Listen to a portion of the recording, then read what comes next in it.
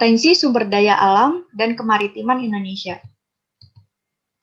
Tujuan pembelajaran, yang pertama menjelaskan pengertian potensi sumber daya alam, yang kedua menjelaskan konsep potensi sumber daya alam, yang ketiga menjelaskan pengertian potensi kemaritiman Indonesia, yang keempat menjelaskan konsep potensi kemaritiman Indonesia.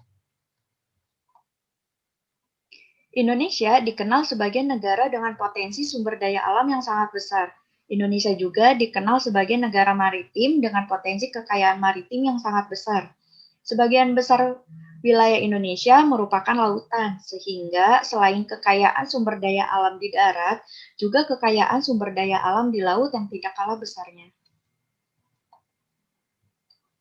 Poin pertama, potensi sumber daya alam Indonesia. Sumber daya alam adalah semua bahan yang ditemukan manusia dalam alam yang dapat dipakai untuk kepentingan hidupnya.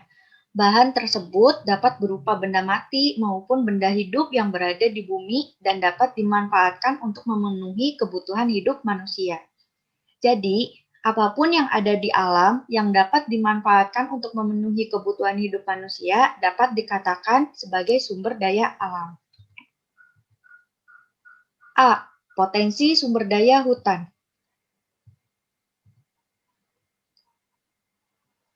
Hutan Indonesia memiliki potensi yang sangat besar, yaitu mencapai 99,6 juta hektar atau 52,3% dari luas wilayah Indonesia.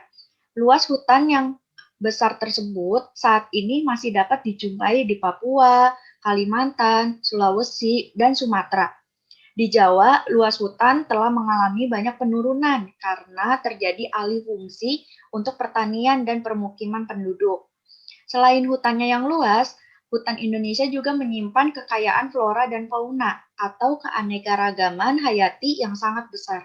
Bahkan, banyak di antaranya merupakan spesies endemik atau hanya ditemukan di Indonesia, tidak ditemukan di tempat lain. Di sini ada contoh spesies endemik. Yang pertama itu, ada badak bercula 1 yang hanya hidup di Taman Nasional Ujung Kulon. Yang kedua itu, ada badak Sumatera dan harimau Sumatera yang hanya hidup di Pulau Sumatera. Yang ketiga, ada gajah Sumatera yang hanya hidup di Pulau Sumatera, tepatnya di wilayah konservasi di Waikambas, Lampung. Dan yang keempat itu ada orangutan yang hidup di Pulau Sumatera dan Pulau Kalimantan. Yang kelima itu ada kera hidung panjang atau bekantan yang hidup di Pulau Kalimantan. Dan yang terakhir itu ada elang Jawa, berasal dari Pulau Jawa. Manfaat dan fungsi hutan. Yang pertama itu ada menyimpan air dan kemudian mengalirkannya ke sungai-sungai atau danau. Dan yang kedua itu tempat hidup bagi flora dan fauna yang menjadi sumber makanan dan obat-obatan pada saat ini maupun pada masa yang akan datang. Yang ketiga, mencegah terjadinya erosi atau pengikisan karena air hujan tidak langsung jatuh ke tanah dan mengikis tanah-tanah yang subur. Yang keempat, menghasilkan oksigen dan menyerap karbon dioksida hingga suhu bumi terkendali.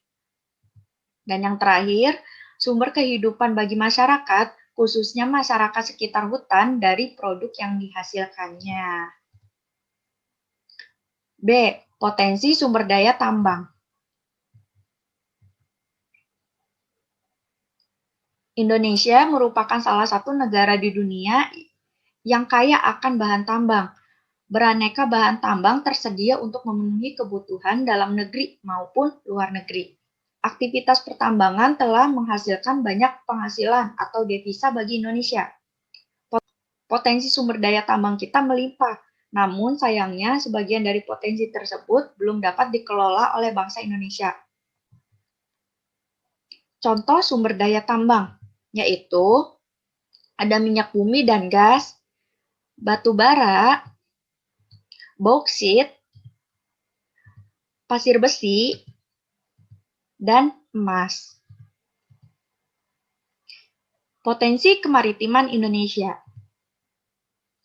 Luas laut Indonesia mencakup 2/3 dari seluruh luas wilayah Indonesia, yaitu 5,8 juta kilometer persegi. Di dalam laut tersebut tersimpan kekayaan alam yang luar biasa besarnya. Potensi sumber daya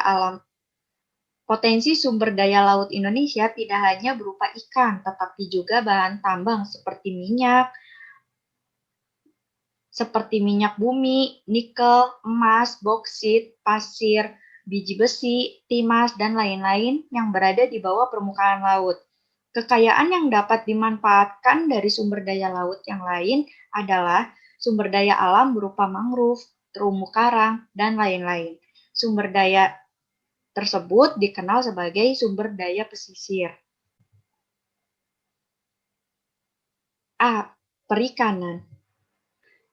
Sumber daya perikanan laut merupakan salah satu potensi sumber daya laut di Indonesia yang sejak dulu telah dimanfaatkan oleh penduduk. Laut Indonesia memiliki potensi lestari yang besar, yaitu 6,4 juta ton per tahun.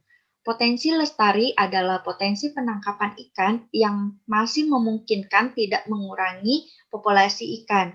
Di Indonesia, bagian barat dengan rata-rata kedalaman laut 75 meter, jenis ikan yang banyak ditemukan adalah ikan pelagis kecil. Kondisi agak berbeda terdapat di kawasan Indonesia Timur dengan rata-rata kedalaman laut mencapai 4.000 meter. Di kawasan Indonesia bagian timur, banyak ditemukan ikan pelagis besar seperti cakalang dan tuna. Selain ikan yang tersedia di laut, penduduk Indonesia juga banyak yang melakukan budidaya ikan, terutama di daerah pesisir. Di pantai utara Pulau Jawa, banyak masyarakat yang mengembangkan usaha budidaya ikan dengan menggunakan tambak.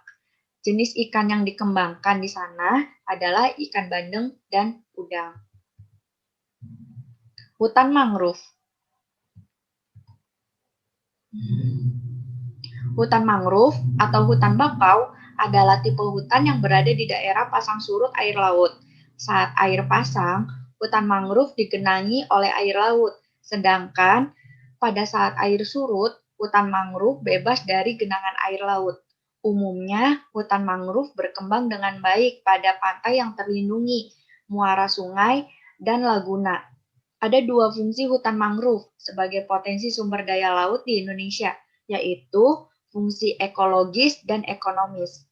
Fungsi ekologis hutan mangrove adalah sebagai habitat atau tempat hidup binatang laut untuk berlindung, mencari makan, dan berkembang biak.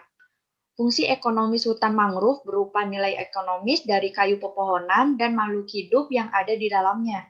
Biasanya, penduduk memanfaatkan kayu sebagai bahan kayu bakar atau bahan pembuat arang. Kayu bakau juga dapat dijadikan bahan pembuat kertas. Yang terakhir itu ada terumbu karang. Terumbu karang adalah terumbu atau bebatuan sedimen kapur di laut yang berbentuk dari kapur yang sebagian besar dihasilkan dari koral atau binatang yang menghasilkan kapur untuk kerangka tubuhnya. Jika ribuan koral terbentuk koloni, koral-koral tersebut akan terbentuk karang. Sebagai negara kepulauan, Indonesia merupakan negara yang memiliki terumbu karang terluas di Indonesia. Luas terumbu karang Indonesia mencapai 284,3 ribu kilometer persegi atau setara dengan 18% dari terumbu karang yang ada di seluruh dunia. Terima kasih. Wassalamualaikum warahmatullahi wabarakatuh.